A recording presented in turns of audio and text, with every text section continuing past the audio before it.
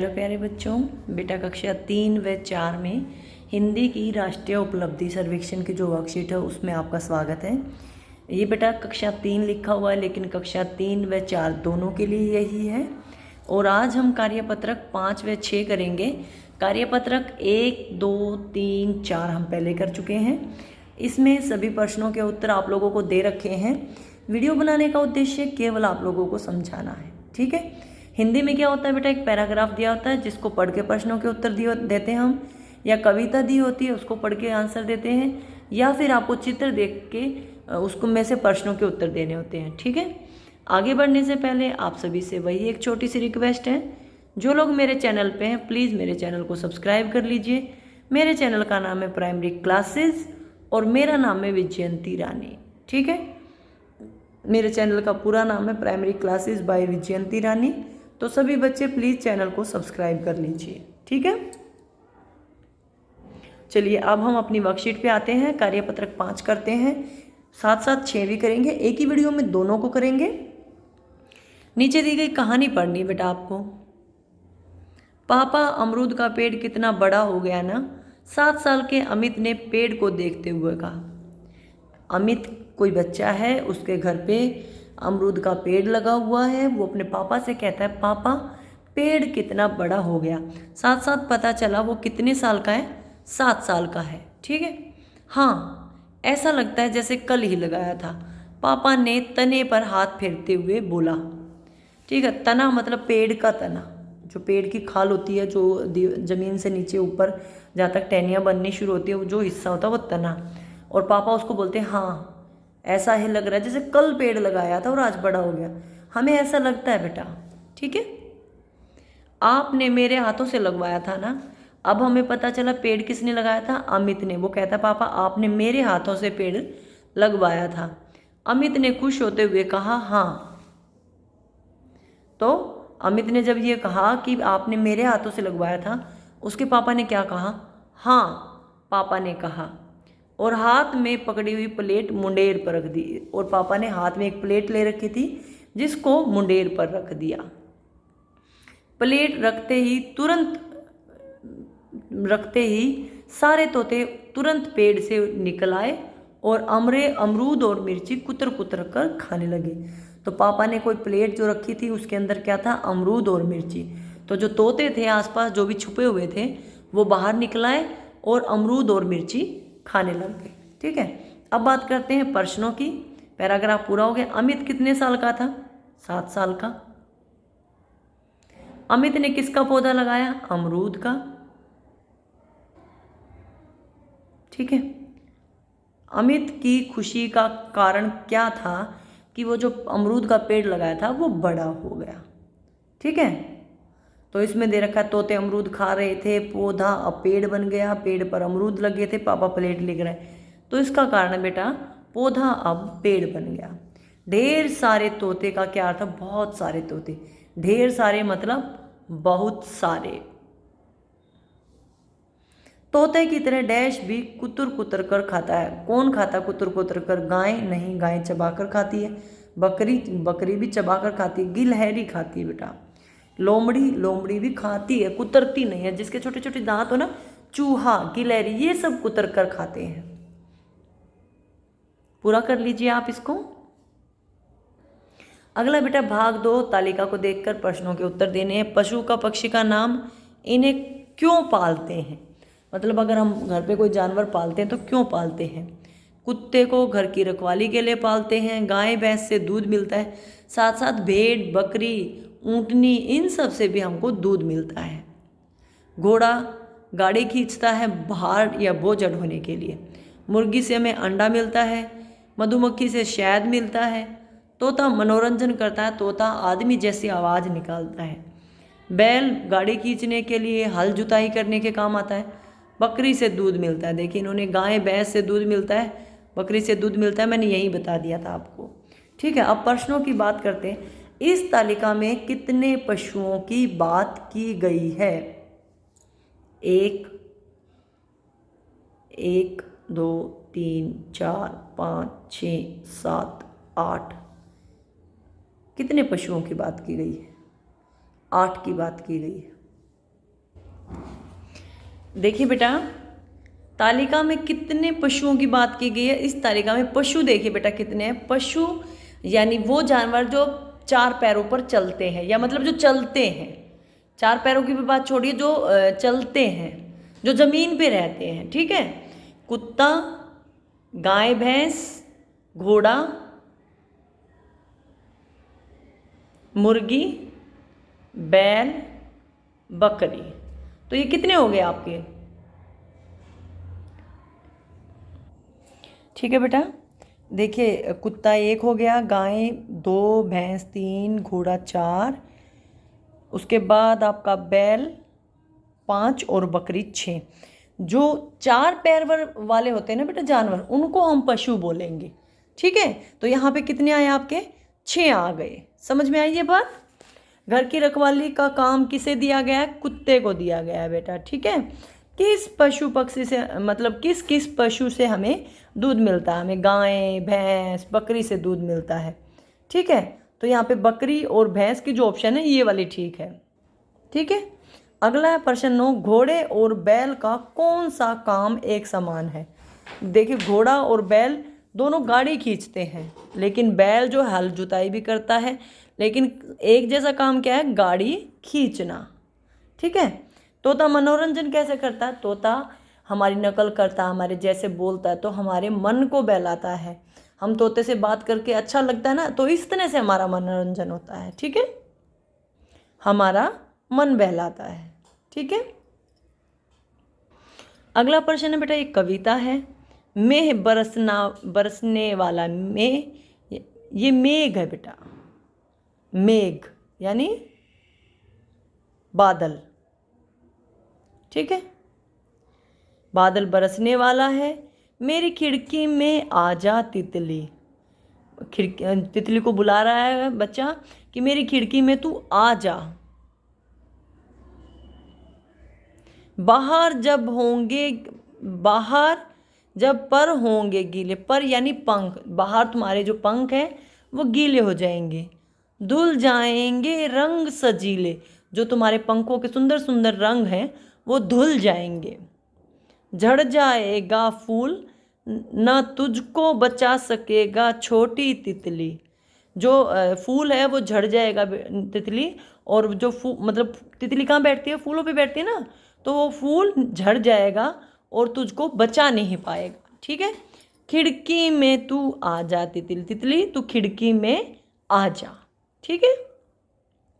अब बात करते हैं प्रश्नों की। तितली को कहाँ बुलाया जा रहा है? खिड़की में बुलाया जा रहा है, घर में बुलाया जा रहा है, ठीक है।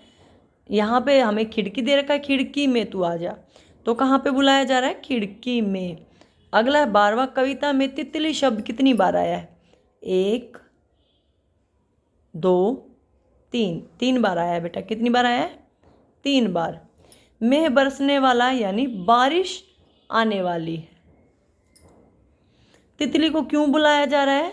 ताकि उसके पर या जो उसके पंख हैं वो गीले ना हो और उनका रंग बच जाए, ठीक है।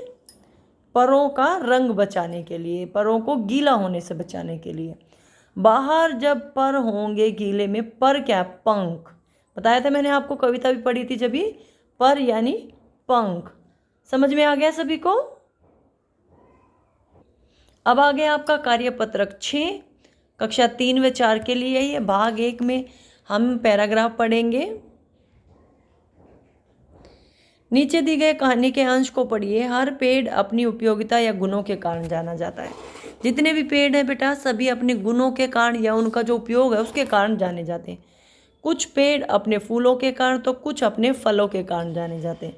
मतलब अब पेड़ को कैसे जानते हैं? आम का पेड़ है, नीम का पेड़ है, कीकर का पेड़ है, जामुन का पेड़ है, उन पे फल लगते हैं, फूल लगते हैं, वरना तो सभी हरे हरे दिखाई देते हैं ना।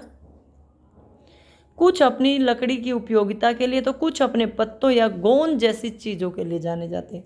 मतलब पेड़ों में क्या क्या खासियत है, उनसे क्या क्या मिलता है। अमरूद ऐसे पेड़ों में से है जो अपने फल के लिए खास तौर पर जाना जाता है। अमरूद किसके लिए जाना जाता है? अपने फल के लिए। इसका पेड़ छोटा होता है, तना हल्के भूरे रंग का होता है। इसकी छाल छोटे छोटे टुकड़ों में अपने आप में भोजपत्र की भांति उलझी रहती है। अब जो अमरूद का पेड़ है उसकी विशेषता बता दी। तना हरे भूरे रंग का, छाल मतलब जो उसके ऊपर खाल बनी होती है जो झड़ती रहती है, उस छोटे छोटे टुकड़ों में अपने आप में भोजपत्र की भांति होती है। भोजपत्र यानी संदेश भेजते थे ना, भोजपत्र पे लिख के भेजते थे खाने के, भोजपत्र भोजन के लिए जो पत्र, ठीक है, की भांति उतरती रहती है। पत्ते गहरे हरे रंग के और आकार में लंबे होते हैं। अमरूद के पत्ते कैसे होते हैं? इनका रंग गहरा हरा होता है और ये आकार में लंबे होते हैं। और अमरूद के जो फूल होते हैं वो सफ़ेद रंग के होते हैं। किस रंग के होते हैं बेटा? सफ़ेद रंग के होते हैं। पैराग्राफ आ गया समझ में? अब बात कर लेते हैं प्रश्नों की। अमरूद के पेड़ की छाल उतरते समय किसकी तरह लगती है? भोजपत्र के समान लगती है। किसके समान? भोजपत्र के समान। अमरूद के किस भाग का रंग हल्का भूरा होता है? तने का रंग। तने का रंग हल्का भूरा होता है। हल्के भूरे रंग में रेखांकित शब्द का उल्टा बताओ। हल्का लिखा बेटा, हल्का का उल्टा क्या होगा?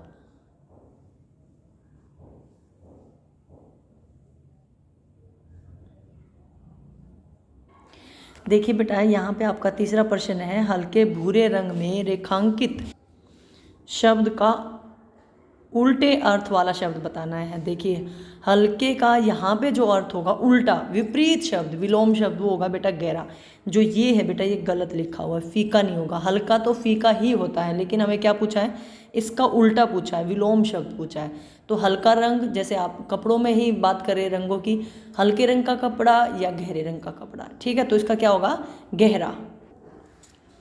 अगला, अमरूद के पत्तों की क्या विशेषता होती है? कि अमरूद के पत्ते हरे रंग के और आकार में लंबे होते हैं। कैसे होते बेटा? हल्के हरे गहरे हरे रंग के। यहाँ पे गहरा हरा रंग कहीं पे नहीं लिखा, ये हल्का हरा रंग लिखा, ये नहीं होगा। और आकार में लंबे होते हैं, ठीक है। और एक बात और बताना चाहूँगी, देखिए यहाँ पे लिखा पत्ते गहरे हरे रंग के, और हमें हल्के भूरे रंग का वो पूछा था, तो हल्के का गहरा ही आएगा, ये बिल्कुल ठीक है। आप इसको इस तरह से ठीक कीजिएगा, दूसरा नहीं कीजिएगा, वो गलत है। अगला बेटा, हरे पेड़ अपनी उपयोगिता या गुणों के कारण जाना जाता है। इस पंक्ति का क्या भाव है? कि हर पेड़ में कुछ ना कुछ गुण या उपयोग, मतलब उसका कोई ना कोई उपयोग होता है, कि उसमें कुछ ना कुछ विशेष बात होती है, वो किसी न किसी रूप में खास होता है, ठीक है। तो हर पेड़ की कोई ना कोई बात खास होती है, चाहे वो किसी भी रूप में हो, ठीक है। दूसरा बेटा, आपको कविता पढ़नी है। तिनके लेकर महल बनाती, ऊंची डालों पर लटकाती, खेतों में फिर दाना लाती, नदियों से भर लाती पानी, तुझको दूर न जाने देंगे, दानों से आंगन भर देंगे और में भर देंगे हम मीठा मीठा पानी। ये कविता बेटा चिड़िया के बारे में है। चिड़िया क्या करती है? तिनके लाकर महल बनाती है, पक्षियों के बारे में है, ठीक है। ऊंची डालों पर लटकाती है, उनको ऊंची डाल पर लटकाती है, खेतों में से फिर दाना चुग कर लाती है, नदियों से पानी भर कर लाती है।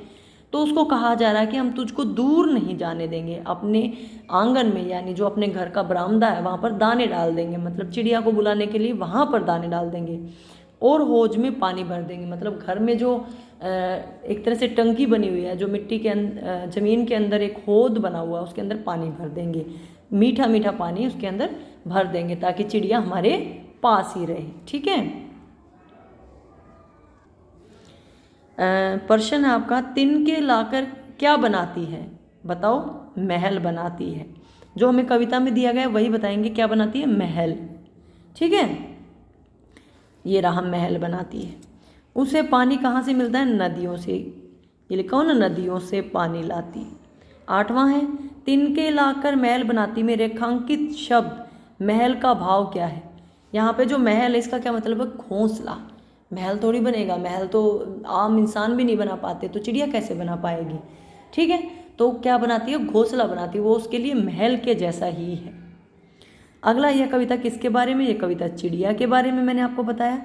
नीचे लिखे में से कौन सी चीज़ के दाने होते हैं? बेटा गेहूं के दाने होते हैं, आम के नहीं होते, सेब के नहीं होते, सब्जी के नहीं होते, सिर्फ गेहूं के दाने होते हैं। गेहूँ, चावल, बाजरा, इन सब के दाने होते हैं, अनाज के दाने होते हैं। ठीक है, पूरा कर लीजिए आप सभी। अगला है बेटा, विज्ञापन को ध्यान से देखिए। और ये विज्ञापन किसके बारे में है? कोरोना के बारे में है। जब तक दवाई नहीं तब तक ढिलाई नहीं। इसके लिए मास्क लगाएं, हाथों को अच्छी तरह से धोएं, 2 गज की दूरी बनाए रखें। ठीक है, तो इन्हीं पे आधारित प्रश्नों के उत्तर देने हैं। हमें दूसरों से कितने गज की दूरी बनानी चाहिए? 2 गज की दूरी बनानी चाहिए। मास्क का उपयोग किस लिए किया जाता है? मास्क का उपयोग चेहरे पर किया जाता है। कहाँ पर किया जाता है? चेहरे पर। अगला है, जब तक दवाई नहीं तब तक ढिलाई नहीं है। किस बीमारी के बारे में चेतावनी बेटा? कोरोना वायरस यानी कोविड-19। यह विज्ञापन क्या संदेश दे रहा है? यह विज्ञापन बीमारी से बचने का संदेश दे रहा है। कौन सी बीमारी? कोविड-19 या कोरोना की बीमारी। बीमारी से बचाव का संदेश दे रहा है। हाथ धोना क्यों जरूरी है? ताकि हाथों को साफ रख सके और हाथों के द्वारा बीमारियां हमारे शरीर के अंदर ना जाएं। ठीक है, शरीर को या हाथों को साफ रखने के लिए। समझ गए आप सभी?